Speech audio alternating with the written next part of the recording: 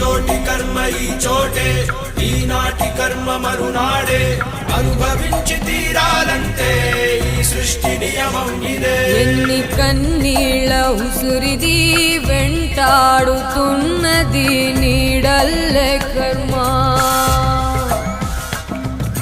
ధర్మమే నీ పాలి దండమై దండించ తప్పించుకోలేదు జన్మ. సత్కర్మభిశ్చ సత్ఫలితం, దుష్కర్మ ఏవ దుష్ఫలం, అత్యుత్కట పుణ్య పాపానాం